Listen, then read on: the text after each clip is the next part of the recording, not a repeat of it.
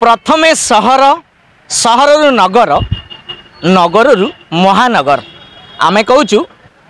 ऐतिह्य नगरी कटक सहर कथा बा कटक महानगर निगम कथा। विगत दिन में यही भाईचारार सहर गलिकंदीर सहर ऐतिह्यर सहर अनेक समस्या दे गति किछि समाधान होइछि किछि बाकी रही। जनसंख्या दृष्टि विचार कले पाखापाखि कटक महानगर निगम अंचल 10 लाख रु ऊर्ध्व जनसाधारण बसवास करुथिबा एई ऐतिह्य सहरर अनेक समस्या मध्यरु गोटे समस्या होछि पब्लिक टॉयलेट। दर्शक बंधु आपण मानक जणाई दउछु जो पब्लिक टॉयलेट बा सर्वसाधारण शौचालय पई सारा देश रे स्वच्छतार अभियान चली सरकारी योजना चली किंतु एही परिप्रेक्षी रे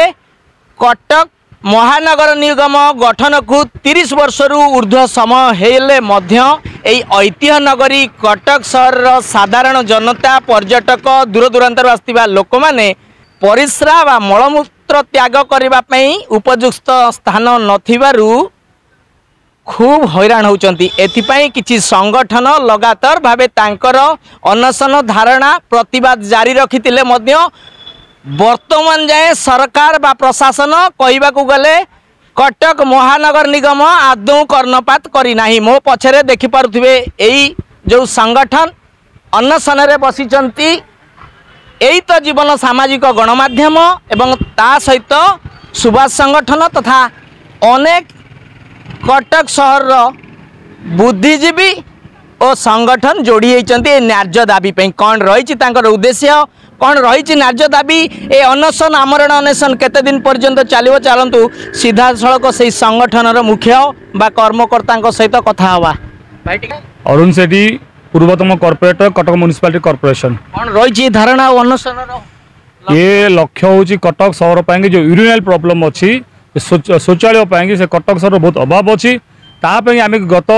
2021 मसीहा 2020 मसीह आम तार प्रतिवाद करजु जो तत्कालीन कमिशनर थे अन्य दास महोदय को भी चिठी करूँ आम पाखे जाकि चिठी कर आशा रखुँ कार्यटा हम किंतु कार्य सुन तापर दीर्घ समय पर भी आम बारंबार प्रतिवाद कलु चिठी देलु कि कार्य सुन से गत काली ठारू 24 घंटा ऊर्ध्व है आमर अनशन ये बसीचु कौन करा जाउछु कटक सहर पाएंगी एटा आम लिखित आकार कमिशनर महोदय से अनशन बसीचे आपण मांग पूरण न हुए एटा कि बड़ कथा नुह कहीं जो भावुं 10-12 जन बसी 10-12 जन पछ केते लोक अच्छा कमिशन बोधे जानी ना किंतु मेयर महोदय भले कि जानी कि सी केते पर्यंत तांकर जिद अटल रोचंती आम भी आम जिद अटल रही आम सही जोग देइचंती जो माने मध्य देख कटक सहर 1000 वर्षर सहर वैदिक जुग आरंभ कर मुगल मराठा ब्रिटिश काल में आर गोटे स्वतंत्र परिचय रही आसी सहर रे आज आम देखा पाऊे महिला माने मानसिक भाव निर्यातनार शिकार होती कारण तांको गोटे परिश्रागार ना से महिला मानकर आज यहाँ अस्मितार प्रश्न पुरुष माने तो हैरान होते पुरुष मैंने कौट परिषा जाकि चल ने कि स्त्री लोक मैंने परिषा कौट करेंगे ये हूँ कटक सहर जो 6-6टा मुख्यमंत्री यही सहर जाइछन्ति। प्रथम इंटरनेशनल क्रिकेट मैच यही प्रसिद्ध दशहरा यही प्रसिद्ध बालीजात्रा यही लक्ष लक्ष लोक समागम ये बड़ मेडिकल हो कि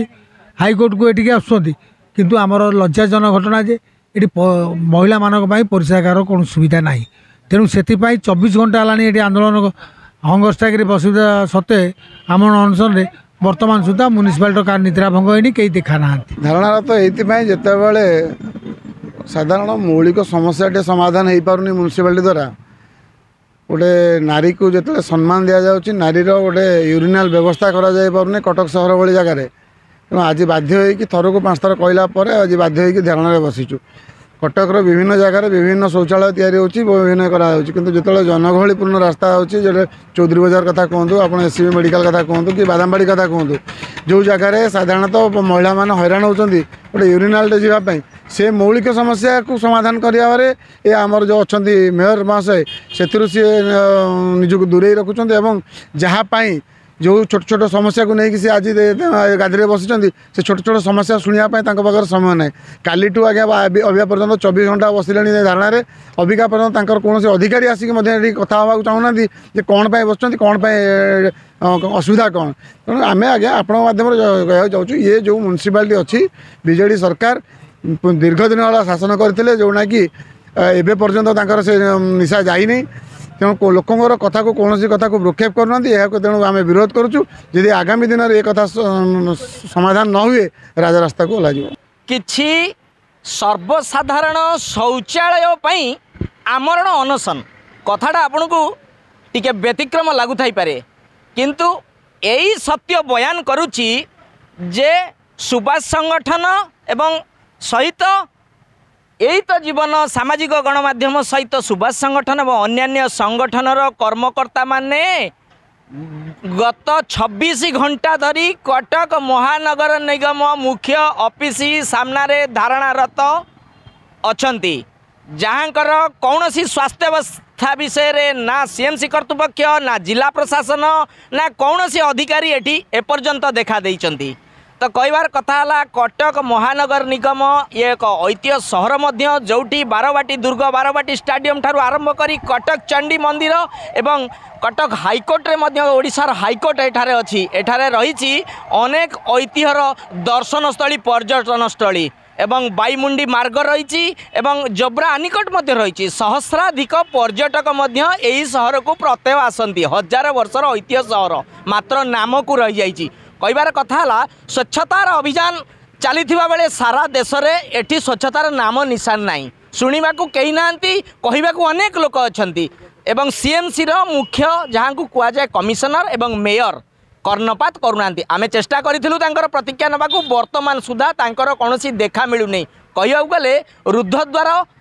कोठरी भितर सी कौटी भूमिगत होती आमको खोजा पड़ो देखा जाऊ ए आमरण अनशन आज द्वितीय दिन में कौन रोचे आगक सरकार उपर यार कि प्रभाव पड़ुची एवं कटक भाया ऐतिह्य सहर में जोठी